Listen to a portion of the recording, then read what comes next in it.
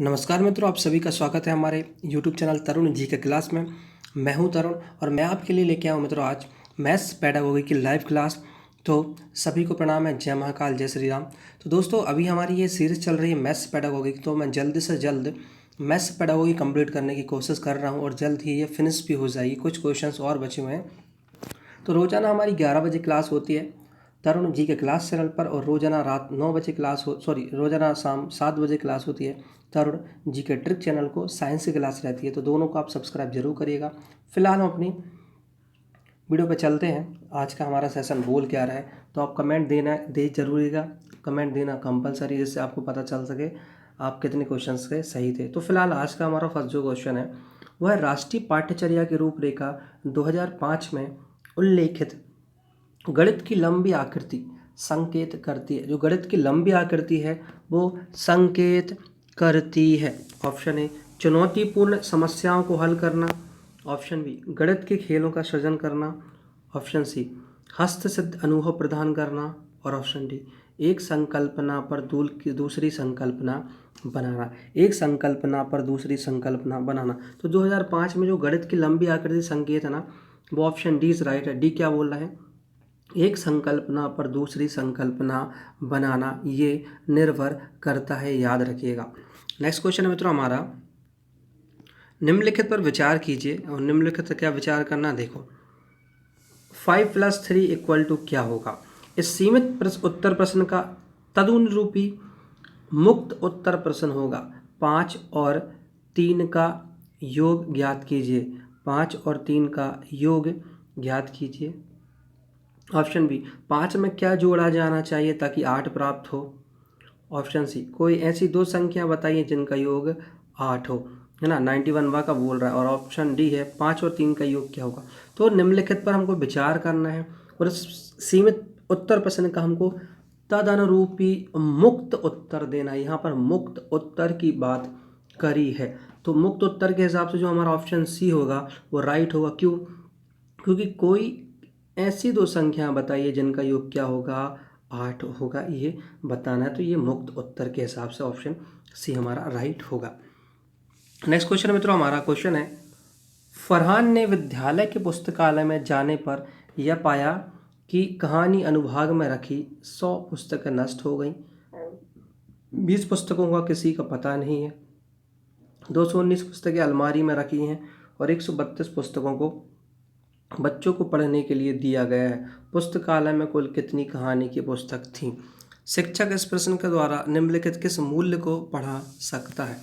Option A है मित्र हमारा किसी अन्य की सहायता करना, ऑप्शन बी है हमारा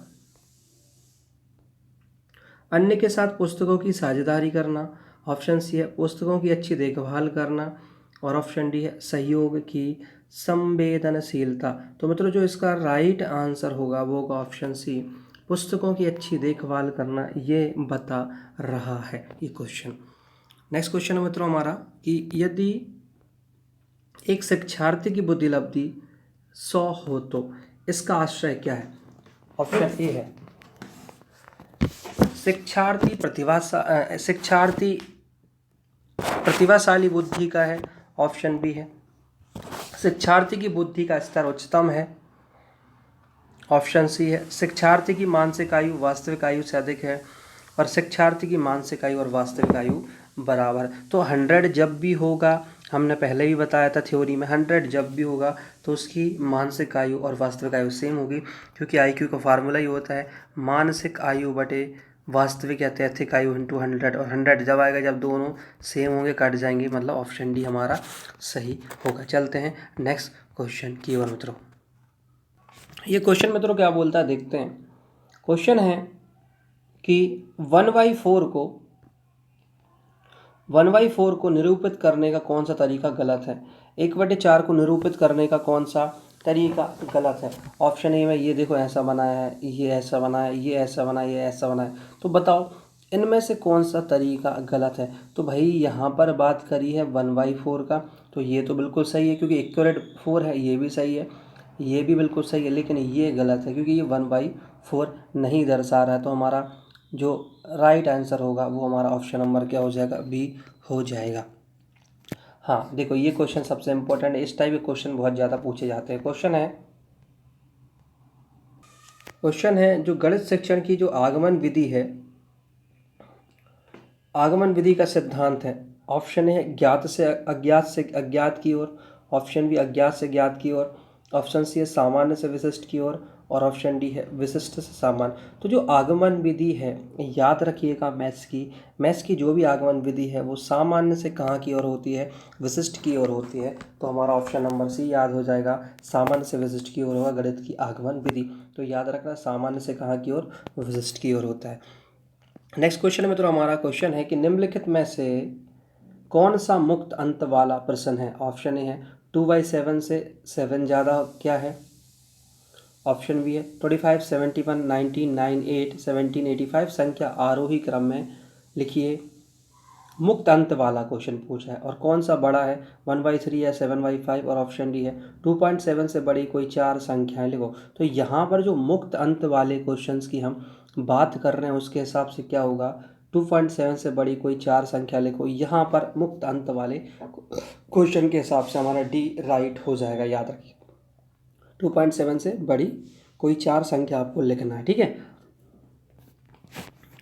नेक्स्ट क्वेश्चन की ओर चलते हैं मित्रों। नेक्स्ट क्वेश्चन है कक्षा सेकंड के शिक्षार्थियों का सरल आकृतियों, उसके लंबों और किनारों से परिचय कराने का सबसे उत्तम उपकरण है। ऑप्शन ए है श्यामपट्ट का तल, ऑप्शन बी है जियो बोर्ड, ऑप्शन सी है 3D सॉलिड नेट्स, और ऑप्शन डी है क्यूब्स।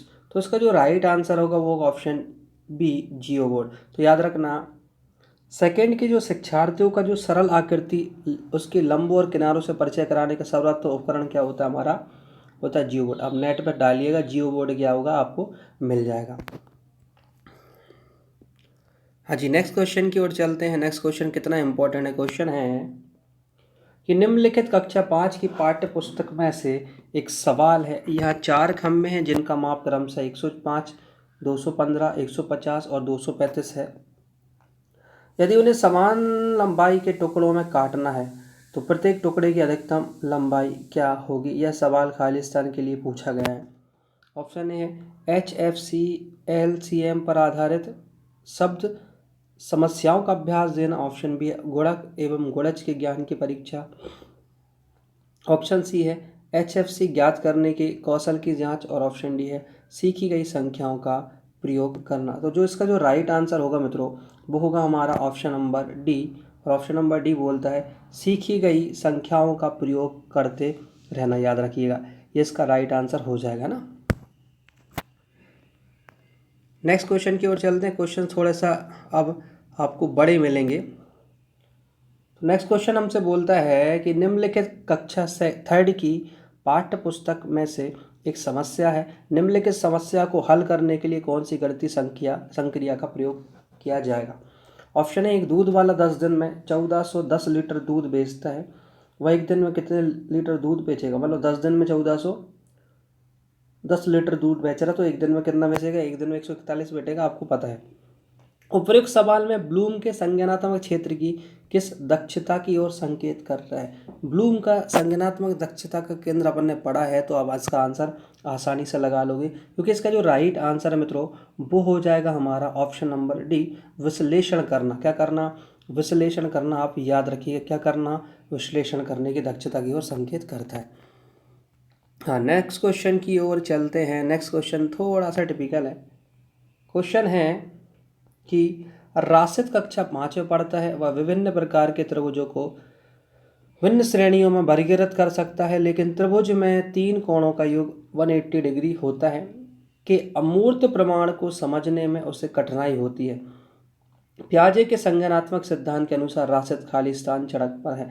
अब देखो, संज्ञानात्मक विकास का सिद्धांत जिसने भी पढ़ा है, जीन प्याजे का जो सुटिदरलैंड के थे उनमें 4 बताई हुई थी उनके स्टेजेस, और पूरी स्टेजेस के नाम ये लिखा हुआ है। बस आपको बताना है कि जो अमूर्त प्रमाण को समझने के लिए कौन सी चीज़ की आवश्यकता पड़ेगी। तो भाई इसका जो राइट आंसर होगा वो होगा हमारा ऑप्शन बी, मूर्त संक्रियात्मक। क्यों, क्योंकि यहाँ पर अमूर्त प्रमाण को समझने में उसे कठिनाई हो रही है, लेकिन पियाजे के संज्ञानात्मक सिद्धांत के अनुसार वो किस चरण पर प्रयोग करेगा? तो तीनों संख्याओं को जोड़ना है तो 180 आएगा। तो कौन सी क्रियात्मक करेगा? ऑप्शन बी मूल संख्यात्मक। नेक्स्ट क्वेश्चन है मित्रों, हमारा क्वेश्चन है राष्ट्रीय पाठ्यचर्या की रूपरेखा 2005 के अनुसार गणित की शिक्षा का मुख्य उद्देश्य बच्चे की गणितीकरण की क्षमता का विकास करना है। स्कूली गणित सीमित लक्ष्य है, लाभप्रद क्षमताओं का विकास। यह गणितीकरण बच्चे की खालिस्तान क्षमताओं का विकास करने की ओर संकेत करता है। तो भाई पेपर में इतने बड़े बड़े क्वेश्चंस आते हैं तो आपको अच्छे से ध्यान से रीड करना है, इनके ऑप्शंस को तो ध्यान से रीड करना, ठीक है। इनके ऑप्शंस को ध्यान से रीड करना। ऑप्शन नंबर ए है पूर्व धारणाओं को उनके तार्किक निष्कर्ष का अनुशीलन करने और अमूर्तन का प्रचलन करने के लिए गणितीय रूप से चिंतन और तर्क के बच्चों के संसाधनों का विकास करने। ऑप्शन बी है वर्गमूल और घनमूल निकालने सहित सभी संख्या संक्रियाओं के प्रभावी निष्पादन की। ऑप्शन सी है स्वतंत्र रूप से ज्यामिति प्रमेयों का निरूपण और उनका सत्यापन करने की। और ऑप्शन डी है शब्द समस्याओं को रेखीय समीकरण में अनुदित करने की। तो मित्रों जो 101 है इसका क्वेश्चन, तो इसका जो आंसर होगा वो होगा हमारा ऑप्शन नंबर ए, पूर्व धारणाओं को उनके तार्किक निष्कर्ष का अनुशीलन करने और अमूर्तन का प्रचलन करने के लिए गणितीय रूप से चिंतन और तर्क के बच्चे के संसाधनों का विकास करने के लिए हम करेंगे। नेक्स्ट क्वेश्चन मित्रों, ये क्वेश्चन बड़ा इंपॉर्टेंट क्वेश्चन है। एक अच्छी पाठ्य पुस्तक की विशिष्टताएं क्या होगी? ये क्वेश्चन आता है पेपर में ही। ऑप्शन नंबर ए उनमें कठोर अभ्यास देने के लिए बहुत सारे अभ्यास हैं। ऑप्शन नंबर बी है स्थितियों के माध्यम से सभी संकल्पनाओं का परिचय दिया जा सकता है। ऑप्शन सी केवल हल किए गए अभ्यास ही शामिल किए गए हैं। और ऑप्शन डी उन्हें मोटी व भारी होना आवश्यक है। तो इनमें से बेस्ट ऑप्शन क्या है? नीचे ऑप्शन दिए हुए हैं, option number 2 3, option number 1 2, option number 3 4 और ऑप्शन नंबर 1 3। तो इसका जो मतलब राइट आंसर होगा वो होगा हमारा जो ऑप्शन नंबर बी है, 1 और 2 दोनों। देखो उनमें कठोर अभ्यास देने के लिए बहुत सारे अभ्यास होना चाहिए, एक अच्छी पाठ्य पुस्तक की विशेषता होती है। साथ ही साथ स्थितियों के माध्यम से सभी संकल्पनाओं का परिचय दिया जा सकता है। तो ऑप्शन नंबर ए और बी राइट है, लेकिन उन्हें हल किए गए अभ्यास ही शामिल किए जाएं और मोटी और भारी होना चाहिए, तो ये दोनों तो शामिल नहीं होंगे। तो 1 और 2 इस राइट है, ठीक है। नेक्स्ट क्वेश्चन की ओर चलते हैं दोस्तों। नेक्स्ट क्वेश्चन है हमारा राष्ट्रीय पाठ्यचर्या की रूपरेखा 2005। देखो तुमने एनसीएफ 2005 के बारे में अच्छे से पढ़ के जाना, इससे क्वेश्चन बहुत सारे बनते हैं। गणित चयनित शिक्षार्थियों को पढ़ाया जाएगा। ऑप्शन बी है गणित में सफलता प्रत्येक बच्चों के लिए आवश्यक है। ऑप्शन सी है शिक्षार्थियों की तार्किक गणितीय योग्यता के लिए पहले उन्हें परीक्षा देनी होती है। और ऑप्शन डी है निम्न उपलब्धिकर्ताओं के लिए गणित पाठ्यचर्या अलग होगी। तो इसका जो राइट आंसर है वो होगा हमारा ऑप्शन नंबर बी, गणित में सफलता प्रत्येक बच्चे के लिए आवश्यक है। इस पर बल देती है जो एनसीएफ 2005 में जो लिखा हुआ है, गणित में सफलता प्रत्येक बच्चे के लिए क्या है? आवश्यक होना चाहिए। नेक्स्ट क्वेश्चन की ओर चलते हैं मित्रों। नेक्स्ट क्वेश्चन है 1/3 के समतुल्य भिन्न लिखिए। यहाँ पर भिन्न की बात कर रहे हैं। कक्षा 4 के शिक्षार्थियों से पूछा गया यह सवाल खालिस्तान की ओर संकेत करता है। ऑप्शन ए है उच्च स्तरीय मांग कार्य, क्योंकि संयोजन के बिना प्रक्रिया पर आधारित है। ऑप्शन बी निम्न स्तरीय मांग कार्य, क्योंकि इसमें केवल प्रक्रमणकारी कौशलों की आवश्यकता होती है।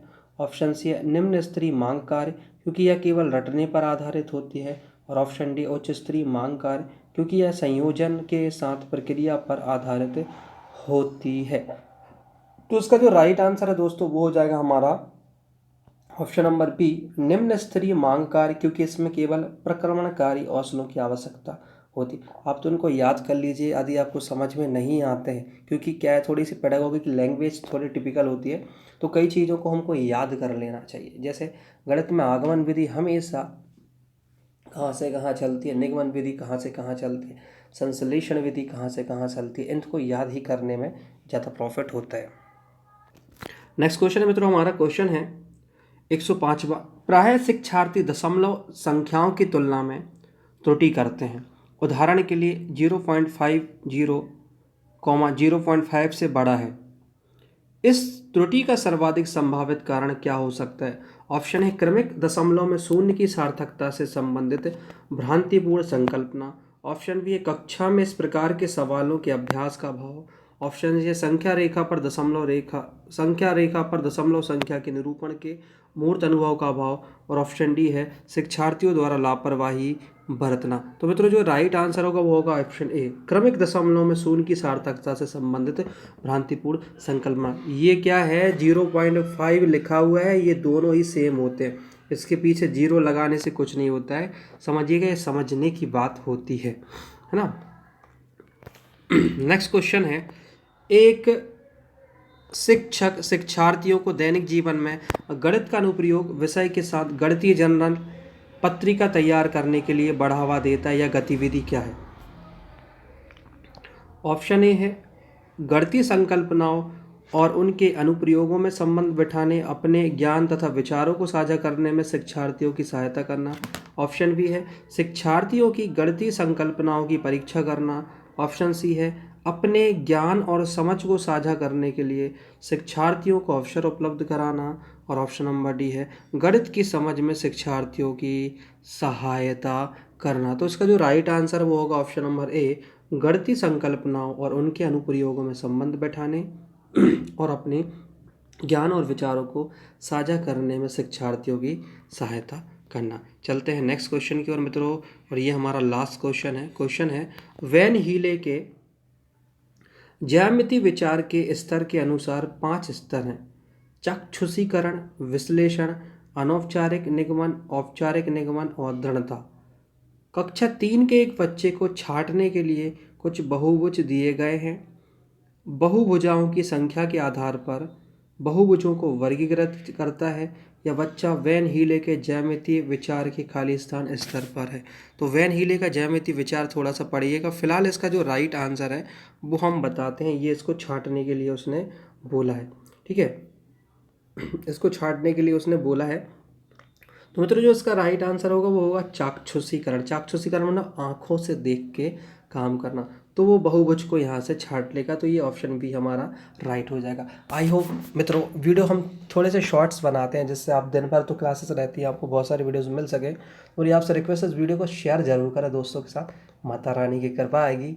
साथ वीडियो को लाइक करें, कमेंट करके बता वीडियो को कैसा लगा, हमारी क्लास कैसी लगती है। तो रोज़ाना आप 11 बजे हमारे चैनल पे आया करो, तो आपको फ्री लाइव क्लासेस मिलेगी, प्रैक्टिस सेट मिलेंगे। क्योंकि अभी 26 सितंबर को पेपर के होने की बात कर रहे हैं। फिलहाल देखते हैं पेपर कब होगा, जब भी होगा, लेकिन तैयारी तो हमको मस्ट भी करना ही चाहिए साथ साथ में, है ना। पेपर कभी भी हो सकता है, तो तैयारी फुलफिल करो, बिल्कुल कंप्लीट करो, जिससे कि पेपर में अच्छे मार्क्स आ सकें। और डेली सेट्स पेपर लगाओ। हमारे जो चैनल है इस पर बहुत सारे वीडियोस पड़े हैं, वहाँ पर आप जाके वीडियोस को देखें, लाइक करें, समझें कैसे क्या करते हैं। और गणित की पेडागोगी थोड़ी सी टफ होती है, इसलिए मैं थोड़ा सा गणित की पेडागोगी का भी सेशन चला रहा हूँ। आई होप वीडियो अच्छा लगा हो तो हमारे चैनल को सब्सक्राइब करिएगा। मिलते हैं हम नेक्स्ट वीडियो में। जय हिंद, जय भारत।